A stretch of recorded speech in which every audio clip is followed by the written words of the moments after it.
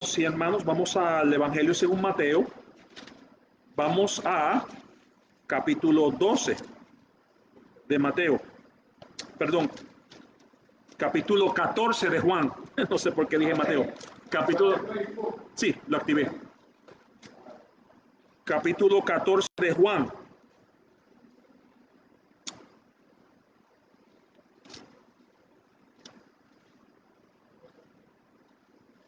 Y versículo 6. Capítulo 14 de Juan y versículo 6. Nos dice así la palabra de Dios. Yo soy el camino y la verdad y la vida. Nadie viene al Padre sino por mí. Si me conocieseis, también a mi Padre conoceríais. Y desde ahora lo conocéis y lo habéis visto. Felipe le dijo, Señor, muéstranos al Padre y nos basta. Jesús le dijo, ¿tanto tiempo hace que estoy con vosotros? ¿Y no me has conocido, Felipe? El que me ha visto a mí, ha visto al Padre. ¿Cómo pues dices tú, muéstranos el Padre? ¿No crees que yo soy en el Padre y el Padre en mí? Las palabras que yo os hablo, no las hablo por mi propia cuenta, sino que el Padre que mora en mí, Él hace las obras. Creedme que yo soy en el Padre y el Padre en mí. De otra manera, creedme por las mismas obras. De cierto os digo, el que en mí cree, las obras que yo hago, Él las hará también. Y aún mayores hará, porque yo voy al Padre. Versículo 13. Y todo lo que pidiereis al Padre en mi nombre, lo haré, para que el nombre sea glorificado en el Hijo. El Padre, perdón, para que el Padre sea glorificado en el Hijo. Si algo pidiereis en mi nombre, yo lo haré. Y hasta ahí esta lectura, solo por ahora. Y estos son los últimos dos versículos que acabo de leer, son los que yo quisiera prestar atención. Leí los versículos anteriores porque sabemos que cuando Jesucristo vino al mundo, Él se reveló a sí mismo. Nos dice que Él se hizo carne y también nos dice que uno de sus nombres era Emmanuel, es decir, Dios con nosotros. Y el apóstol Pablo en la epístola a los Colosenses dice también que en Él habita plenamente, corporalmente, la plenitud de la deidad, es decir, Cristo es Dios. Por eso es que Cristo le dijo a Felipe, tanto tiempo que me has visto y no has visto al Padre. Entonces, Cristo es Dios. Por eso Él dice, yo soy el camino. Ahora, Él nos reveló también a Dios como Padre. El Padre envió al Hijo para que fuese propiciación por nuestros pecados. Lo que tenía en mi corazón esta tarde es hablar acerca de cuando oramos, podemos pedir al Padre. Dice aquí, el versículo 12, de cierto os digo, el que en mí cree, las obras que yo hago, Él las hará también, y aún mayores hará, porque yo voy al Padre. Es decir, por medio del poder del Espíritu de Dios, el creyente en Cristo puede hacer las obras que Dios ha preparado de antemano para que Él las haga. Es decir, según la obra de Dios, la voluntad de Dios. Y todo lo que pidieres al Padre. Entonces, Él nos ha revelado al Padre. Pero ¿sabe que solo pueden llamar Padre a Dios aquellos que son de Él? Aquellos que han conocido al Padre, que han recibido a Cristo como Salvador. Y yo le pregunto a usted, ¿usted ha recibido a Cristo? ¿Es usted hijo de Dios? El mismo Señor Jesucristo dice que en el final del siglo, sus santos ángeles van a recoger a los hijos del reino y van a dejar a los hijos de desobediencia. ¿En qué grupo estamos? Dice la palabra de Dios, el que cree en el Hijo tiene vida eterna. El que rehúsa creer en el Hijo ya ha sido condenado y la ira de Dios está sobre él. Entonces, cuando yo hablo aquí de la oración y nosotros hablamos acerca del Padre, solo Padre podemos llamar a aquellos que hemos pasado de muerte a vida. Y eso es una cosa que nos debe animar mucho a los que hemos creído en Cristo, Dice, todo lo que pidieres al Padre en mi nombre, lo haré para que el Padre sea glorificado en el Hijo. Entonces, es decir, lo que nosotros pedimos al Padre es para que el Hijo sea glorificado, para que Dios sea glorificado. Entonces, las peticiones de nuestro corazón, amados hermanos, no son para nuestros propios caprichos, no son para nuestra propia gloria, sino que lo que pidieres tiene que ser para la gloria de Dios. Es decir, en función de la gloria de Dios Padre. Si algo pidieres en mi nombre, entonces, porque es en el nombre de Jesucristo que podemos acercarnos a Dios, porque no hay otro nombre dado a los hombres bajo el cielo en que podamos ser salvos, porque hay un solo mediador entre Dios y los hombres, Jesucristo, hombre. Entonces, por eso es que nosotros pedimos en el nombre de Él, en el nombre del Señor Jesucristo. ¿Por qué? Porque Él es ese mediador entre Dios y los hombres, Jesucristo, hombre. Él es el camino al Padre. Él es la luz del mundo. Él es el buen pastor. Él es la puerta. Entonces, Cristo, por eso es que nosotros los que hemos creído en Cristo, podemos venir y llamar a Dios Padre. Ahora, cuando pedimos a Él, pedimos según su voluntad. Fíjese que por ahí muchas veces hay gente que dice, yo declaro tal cosa y yo profetizo tal cosa. El único que declara es Dios. El único que decreta es Dios. Y Él decretó desde el principio, antes de la fundación del mundo, Él decretó que el Cordero de Dios iba a quitar el pecado del mundo. Él decretó que Jesús, a su nombre, iba a doblar todas las rodillas. Él decretó que el que confesara el nombre de Jesucristo sería salvo. Él decretó que a los que lo recibieren, a los que creen en su nombre, les dio potestad de ser hechos hijos de Dios. Los que no se han nacido de voluntad de varón ni de carne, sino del Espíritu. Entonces, por eso podemos llamar Padre. Entonces, para mis amados hermanos, yo quisiera animarlos a que cuando nosotros vayamos a Dios en oración, nosotros vamos a un Padre que se compadece de nosotros, que conoce lo que nosotros necesitamos antes de que nosotros lo digamos. Y ese es el tema que yo quería hablar un poquito acerca de la oración, ¿verdad? La oración, cuando nosotros vamos al Padre. Vamos al Padre en el nombre del Hijo, como hemos leído aquí, por el poder del Espíritu. Porque es el Espíritu el que nos da las palabras. Es el Espíritu el que nos revela la voluntad de Cristo. Es el Espíritu el que nos revela la voluntad de Dios y nos revela la palabra de Cristo. Entonces, cuando vemos al Padre, eso es lo que vamos en oración. Entonces, tenemos dos tipos de oración también. Tenemos oración privada y tenemos oración pública. Cuando nosotros estamos en público, en una asamblea, nosotros no hacemos las mismas oraciones que haríamos en privado, ¿verdad? Hay oraciones que solo se deben hacer en privado y hay oraciones que son públicas. Vamos también a Hechos capítulo 1. Hechos capítulo 1.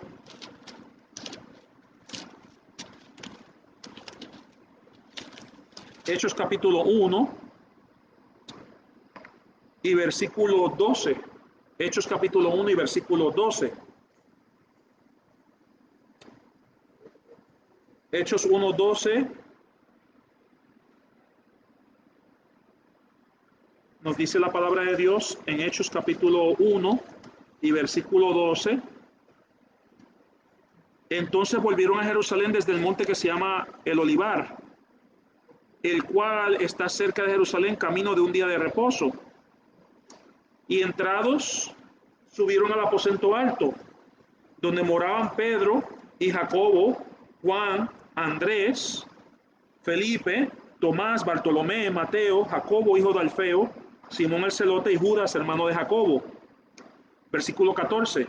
Todos estos perseveraban unánimes en oración y ruego con las mujeres y con María, la madre de Jesús, y con sus hermanos. En aquellos días Pedro se levantó en medio de las manos y reunidos eran como 120 en número. Entonces, yo quisiera aquí traer a colación, y esto es más como el hecho de que podemos orar al Padre y pedir según su voluntad y pedir en nombre del Hijo de Dios, nuestro Señor Jesucristo.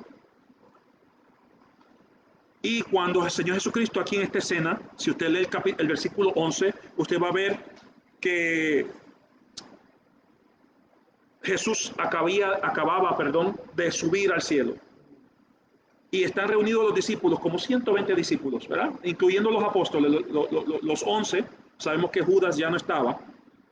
Y estaban los discípulos, y estaban las mujeres, y todos estos perseveraban unánimes.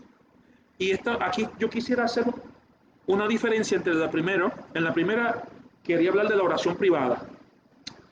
Nosotros oramos al Padre y pedimos y hacemos nuestras peticiones. Aquí tenemos una oración pública, una manifestación de la oración pública. Cuando la iglesia de Dios se reúne a orar, primero están todos juntos en la reunión de oración. Están las mujeres con ellos. Y están todos. y en la iglesia local, en la asamblea, cuando se reúne como iglesia, están unánimes con unidad de propósito, unánimes. Unidad de propósito, orar. Y orar también se puede traducir como acercarse a orar. Y cuando oramos estamos reconociendo que Dios es todopoderoso, que nosotros no podemos por nosotros mismos y que dependemos de Él.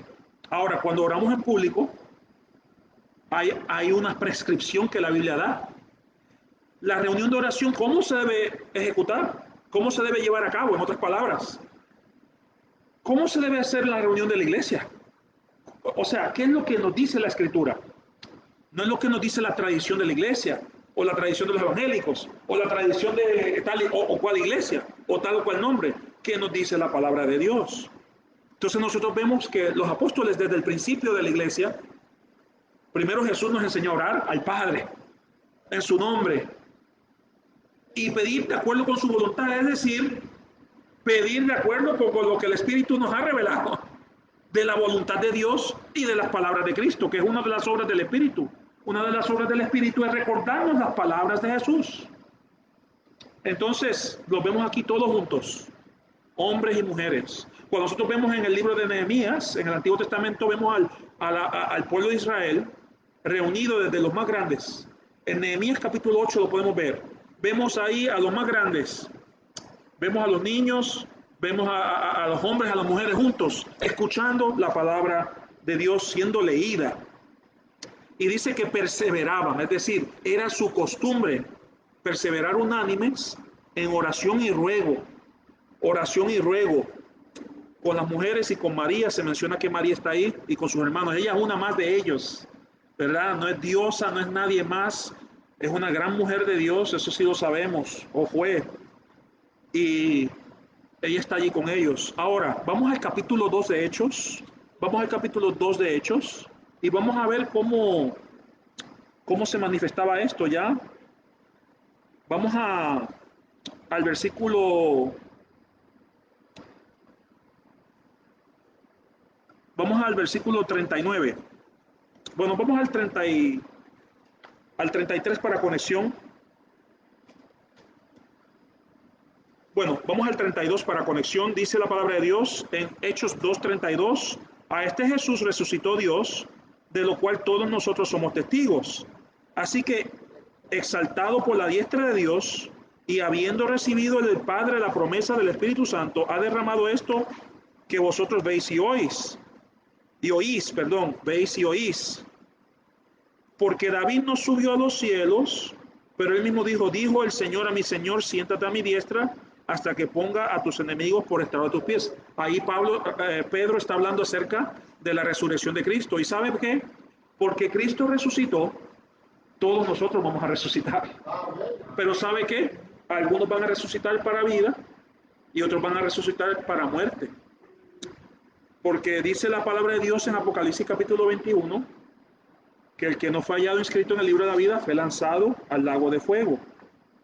Y dice el apóstol en 2 Timoteo, dice, acordaos de Jesucristo, que que fue del linaje de David, que murió y resucitó según este evangelio. Acordaos de Jesucristo, acordaos de él. Y hoy día, ¿cuántas personas hacen memoria de él, verdad? En su vida cotidiana. Pero entonces aquí Pedro está hablando acerca de la resurrección, y fíjense cómo reaccionaron aquellos que estaban escuchando el mensaje. Al oír esto se compungieron de corazón y dijeron a Pedro y a los otros apóstoles: varones hermanos, ¿qué haremos? ¿Y qué le dice Pedro? Arrepentíos y bautícese cada uno de vosotros en el nombre de Jesucristo para perdón de los pecados, y recibiréis el don del Espíritu Santo. Es decir, aquellos que creen en el Señor son salvos, se bautizan porque es un mandato del Señor. Y en el momento de creer, como dice Efesios capítulo 1, nos dice que al momento de creer son sellados con el Espíritu de Dios, con el Espíritu Santo de Dios. Entonces vemos un proceso, ¿verdad? ¿Quiénes son los que se reúnen a orar en una iglesia? Son aquellos que se han arrepentido, que han creído, que son miembros de una iglesia local, es decir, son bautizados, obviamente han recibido el Espíritu de la promesa, como dice Efesios, porque para vosotros es la promesa, y para vuestros hijos, y para todos los que están lejos, para cuantos el Señor nuestro llamare, Dios llamare. Y con otras muchas palabras testificaba y les exhortaba diciendo: sed salvos de esta perversa generación. Así que, y este es los versículos que quiero llamar la atención, versículos 41 y 42. Así que los que recibieron su palabra fueron bautizados y se añadieron aquel día como 3,000 personas, y perseveraban, de nuevo aquí esta palabra, perseveraban en la doctrina de los apóstoles, en la comunión unos con otros, en el partimiento del pan y en las oraciones. Entonces, aquellos que creyeron, los que recibieron la palabra, fueron bautizados y fueron añadidos a la iglesia que se reunía ahí en Jerusalén. Fueron reunidos allí esa iglesia, pero hay un orden. No es como nosotros queremos, es como Dios dice. A los que recibieron su palabra, fueron bautizados conforme a su profesión de fe, y fueron añadidos a la comunión de una iglesia local. Es decir, a la membresía, como dicen algunos. La palabra membresía no aparece en la Biblia, pero sí la comunión. Es decir, estamos en comunión, es decir, somos parte de un cuerpo local de creyentes. Y perseveraban. En Hechos capítulo 1 leímos que perseveraban unánimes, todos juntos, las mujeres y los hombres, todos juntos, perseveraban unánimes. Ahora, y decía, y aquí perseveraban en la doctrina de los apóstoles, en la enseñanza de los apóstoles, no en la enseñanza de nuestra cultura, no en la enseñanza de lo que hicimos siempre en nuestras iglesias, en la doctrina de los apóstoles. En la doctrina de los apóstoles, ellos fueron el fundamento, es decir, la enseñanza de los apóstoles. Por eso el Señor Jesucristo le dijo a ellos: ir por todo el mundo y predicar este evangelio, enseñándola y hacer discípulos y enseñar todas las cosas, ¿verdad? Me gusta más como dice la otra versión, enseñando todas las cosas, o enseñándolos, porque eso es lo que es ser discípulos, enseñar a aquellos que han creído. Y en la comunión unos con otros, y el partimiento del pan, que es la cena del Señor, y en las oraciones. Fíjense que están todos ahí. Eso era parte de la reunión de la iglesia, orar juntos, unánimes. Una reunión de oración donde participa la iglesia junta. Eso es lo que vemos nosotros ahí. Vamos también un poquito más adelante. Vamos a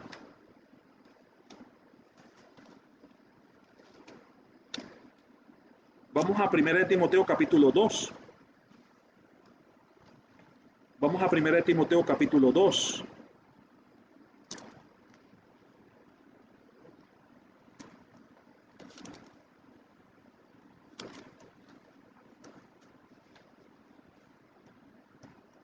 Y versículo 1. 1 Timoteo capítulo 2 y versículo 1.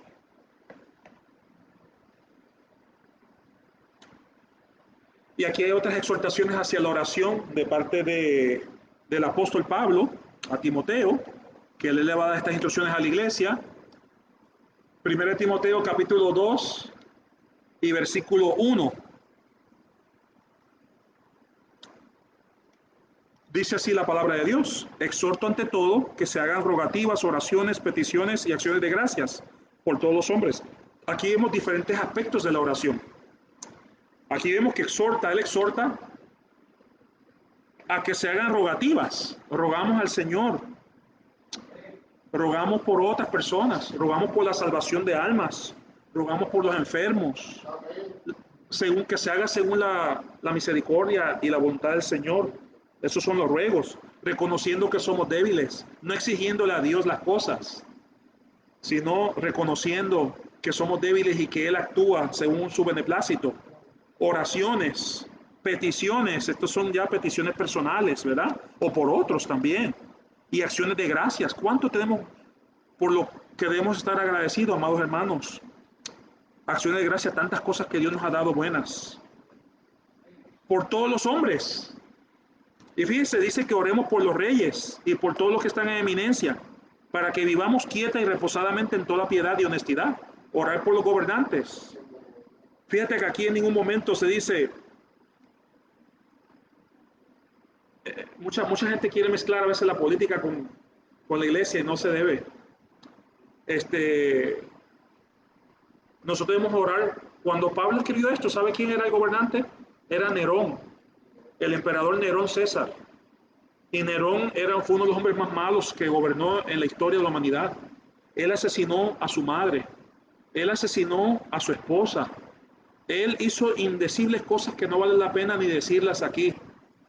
Sin embargo, Pablo dice, oran por los gobernantes, que oremos por ellos. Eso no quiere decir que no estamos de acuerdo con lo que ellos hacen. Ciertamente hay cosas que ellos hacen que van en contra de la palabra de Dios. Entonces, ¿cuál es nuestro deber? Orar por ellos. Orar por ellos para que Dios los salve, para que Dios los encamine, para que nosotros podamos vivir quieta y reposadamente en toda piedad, es decir, siendo buenos ejemplos, siendo imitadores de Dios como hijos amados. Sed pues imitadores de Dios como hijos amados y andad en amor, así también como Cristo nos amó y se entregó a sí mismo por nosotros. Entonces, piedad, cuando habla de piedad no significa misericordia. Aquí en este texto significa exhibir el carácter de Dios en nuestras vidas si somos cristianos. Es exhibir en toda piedad y honestidad. ¿Por qué? Porque cuando esos hombres de gobierno, si el alcalde viene aquí o viene cualquier persona, él dice, estas personas andan en piedad y honestidad. Estas personas andan con Cristo. Estas personas no andan chismeando y hablando otras cosas. Hablan de Cristo. Imitan a Cristo. Andan en honestidad, en integridad. Y por eso oramos por ellos. Y no solamente orar por los que están en autoridad, y de nuevo haciendo hincapié en que nosotros no tenemos que estar de acuerdo con todo lo que ellos hacen, pero para que vivamos quieta y reposadamente en toda piedad y honestidad, y porque esto es bueno y agradable delante de Dios nuestro Salvador, el cual quiere que todos los hombres sean salvos y vengan al conocimiento de la verdad. Entonces, ¿qué es bueno y agradable delante de Dios nuestro Salvador? Que oremos por los que están en autoridad, que oremos por ellos, y en el momento en que ellos nos pidan hacer algo que no está de acuerdo con su palabra, nosotros no tenemos que obedecerlo, ¿verdad? Pero si hay un momento en que, pero debemos orar por ellos. Ahora, el cual quiere que todos los hombres sean salvos y vengan al conocimiento de la verdad. Dios quiere que seamos salvos.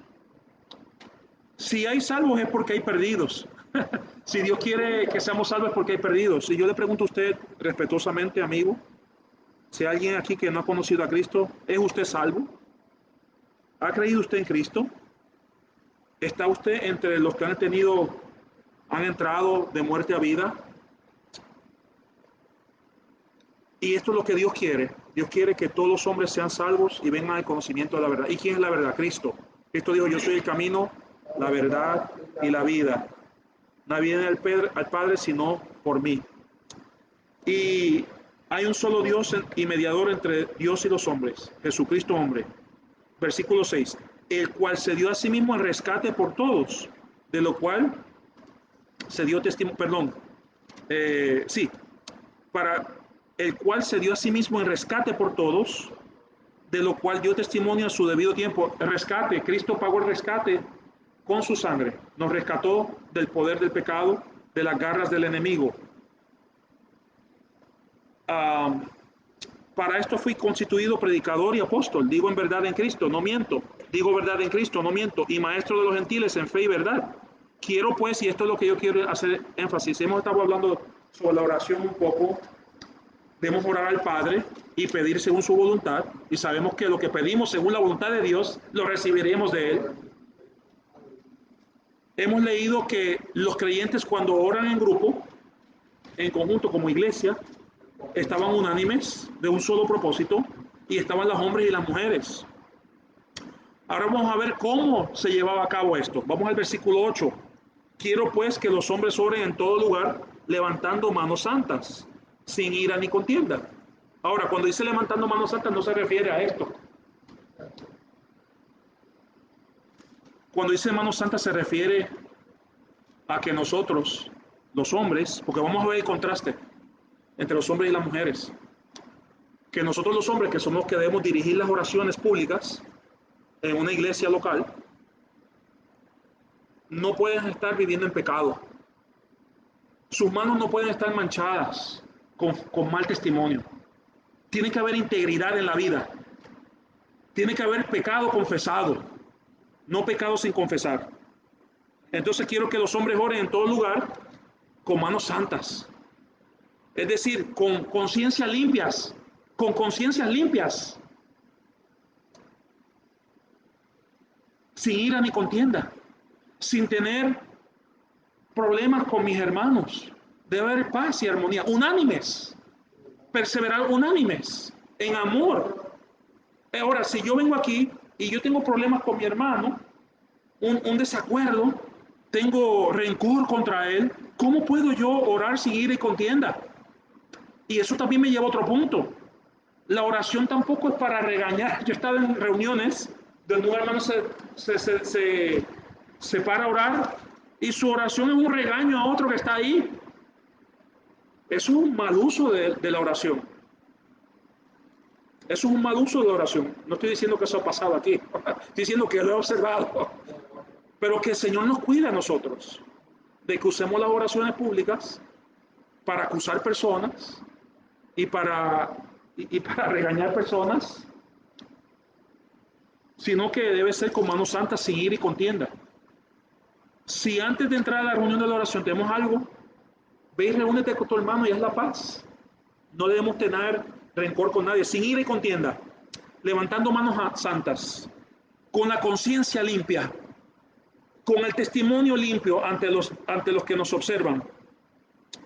Entonces, si yo estoy aquí orando y yo ando en pecado y la gente del barrio lo conoce y dice, bueno, Brian dice que es cristiano, pero él tiene una novia en cada calle de este barrio.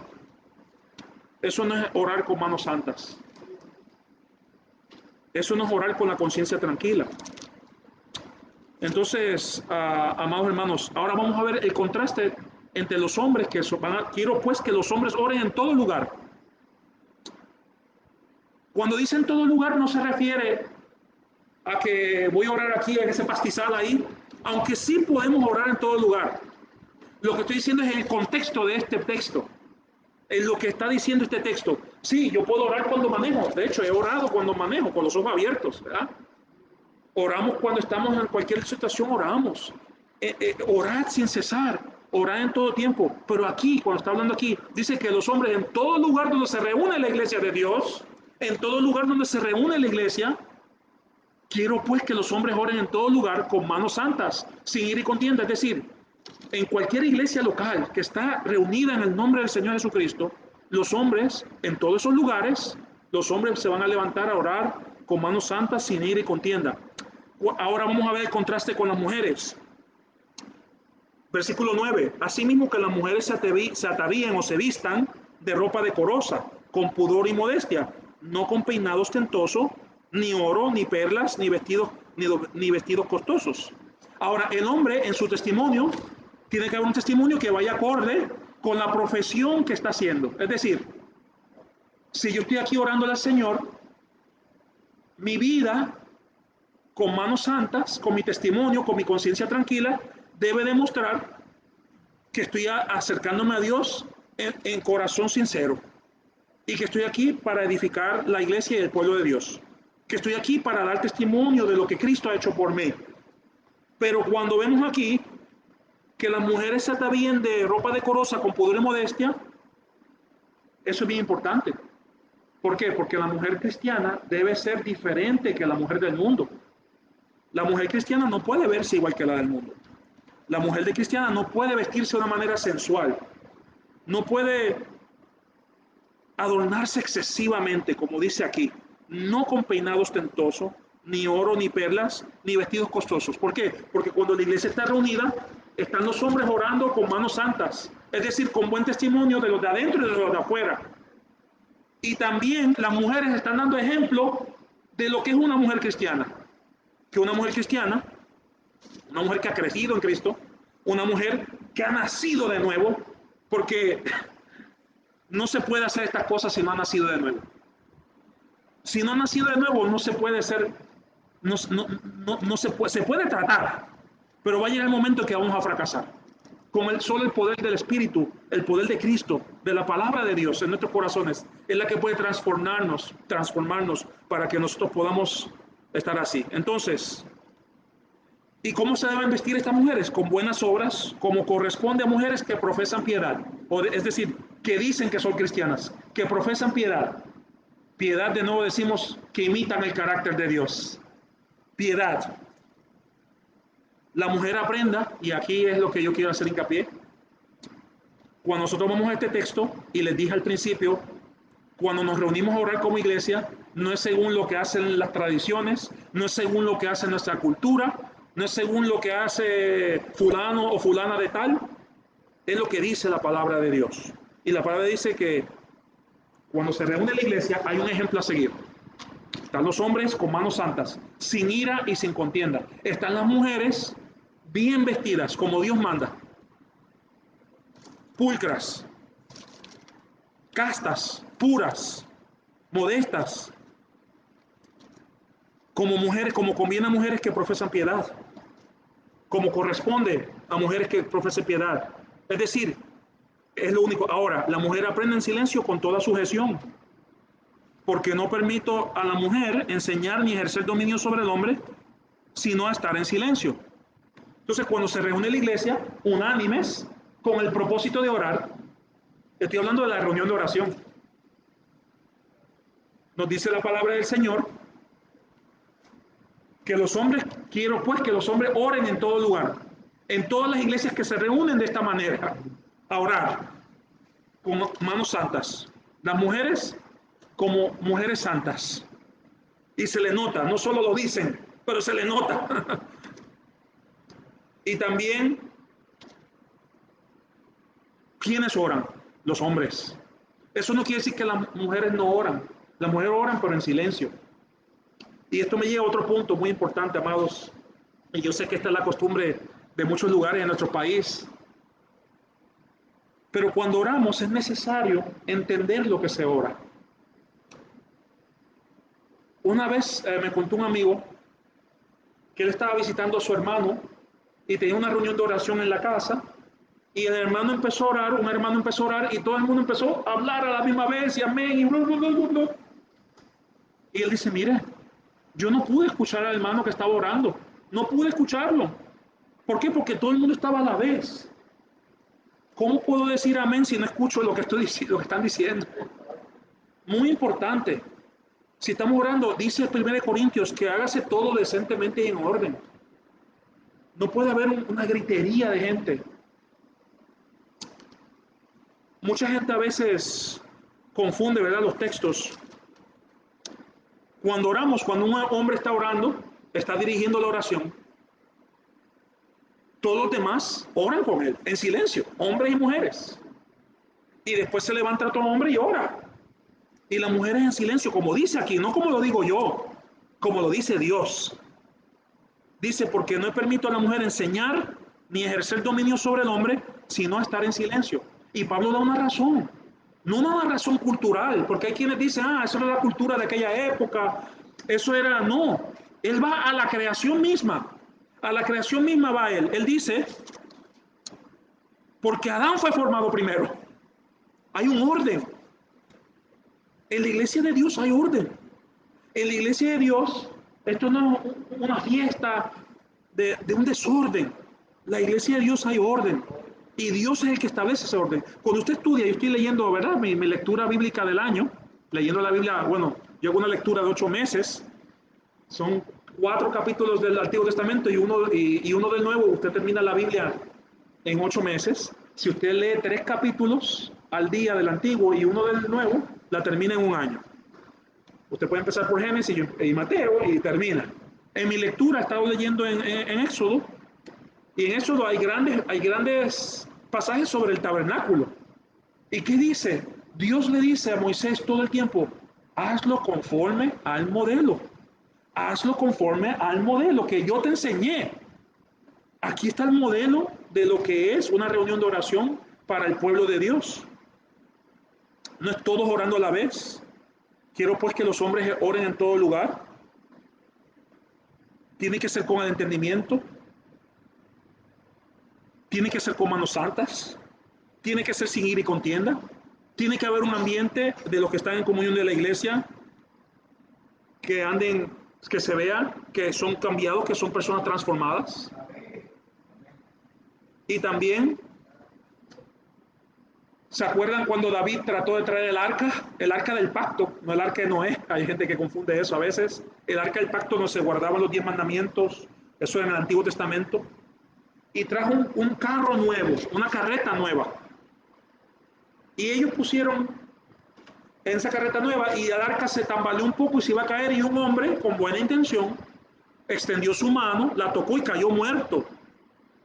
¿Por qué? Porque Dios dijo que solo los hijos de Coat, los levitas, hijos de Coat, eran los que le tocaba cargar con las varas el arca del pacto.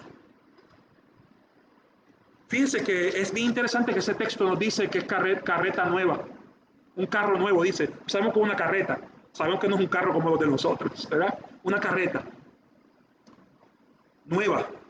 Hay muchos que hoy día pretenden traer una carreta nueva, novedades, pero no es con carreta nueva, es según lo que dice la palabra de Dios. Y porque no permite a una mujer enseñar ni ejercer dominio sobre el hombre, sino estar en silencio. Porque Adán fue formado primero, después Eva. Y Adán no fue engañado, sino que la mujer, siendo engañada, incurrió en transgresión. Pero se salvará engendrando hijos si permaneciera en fe, amor y santificación con modestia. Entonces, amados hermanos, la reunión de oración, cuando nos reunimos, los hombres dirigen la oración. Pueden orar más de un hombre, no a la vez. Todo hágase decentemente y con orden. Un hermano ora, otro hermano ora, otro hermano ora, y las mujeres oran también en silencio. Las mujeres oran. Las mujeres usan el velo, ¿verdad? O se cubren la cabeza. La Biblia enseña eso y dice la palabra de Dios que es por causa de los ángeles. ¿Por qué? Porque los ángeles observan el orden de Dios. Los ángeles están observando el orden de Dios y se maravillan. Y dicen, mira lo que Dios ha hecho por esta raza caída. Mira cómo ellos se sujetan. Nosotros, los ángeles caídos, se rebelaron contra Dios. Y Dios no los ha redimido a ellos. Pero a los hijos tristes, hijos de Adán, a los que cayeron, a los que hemos heredado el pecado original de Adán, Dios ha hecho un pueblo peculiar, celoso de buenas obras. Un pueblo que se distingue del mundo. Un pueblo que se reúne en el Señor de Jesucristo, que tiene su propio gobierno, el gobierno de Cristo, que es el príncipe de los pastores. Entonces, quiero pues que los hombres se oren en todo lugar, con manos santas, sin ira y contienda. Y amados hermanos, nosotros así debemos hacerlo, ¿verdad? Orar al Señor de esa manera como asamblea local. Y sabemos, ¿verdad?, que Dios es nuestro Padre. Sabemos que debemos orar unánimes. Sabemos que ¿quiénes son los que pueden orar en una reunión de una iglesia? Son los que son parte de la iglesia local. Hay una diferencia entre la iglesia local y la iglesia universal. Para entrar a la iglesia universal hay que recibir a Cristo. Cuando uno entra a la iglesia universal, recibiendo a Cristo, dice más, a los que lo recibieron, a los que creen en su nombre, les dio potestad, el derecho, el privilegio de ser hechos hijos de Dios. Y por lo tanto, ahí ya son parte de la iglesia universal. Más para entrar a la iglesia local que se reúne aquí, la iglesia local que se reúne en cualquier lugar donde se invoca el nombre de nuestro Señor Jesucristo, Señor de ellos y nuestro, hay unos requisitos. Uno de ellos es el bautismo. Hay que ser bautizado. Otro de ellos es el testimonio. Hay que dar testimonio, hay que profesar la fe. Es decir, hay que preguntarle a esa persona cómo creíste en Cristo, cuándo, cómo, dónde. Y eso es lo que nos dice, ¿verdad? Entonces, esas personas pasan a ser parte de una iglesia local, porque obviamente la iglesia universal no se reúne en todo lugar, en un lugar. Aquí no se pueden reunir todos los cristianos en este lugar porque no caben. Segundo, no todos están vivos, algunos están ya en el cielo con el Señor. Entonces, sabemos que hay una distinción entre lo que es la iglesia local y la iglesia universal, la cual es su cuerpo. Todos nosotros somos parte de lo que hemos creído en Cristo, somos parte de esa iglesia universal que es la cual es su cuerpo. Entonces, amados, cuando nos reunamos a orar, a una reunión de oración, que los hombres oren, que las mujeres oren en silencio, como dice la palabra de Dios, y que lo hagamos con corazones limpios, con conciencias limpias, sin ira y contienda, con unanimidad, con unión de propósito. Voy a leer también en 1 Corintios capítulo 14. 1 Corintios capítulo 14.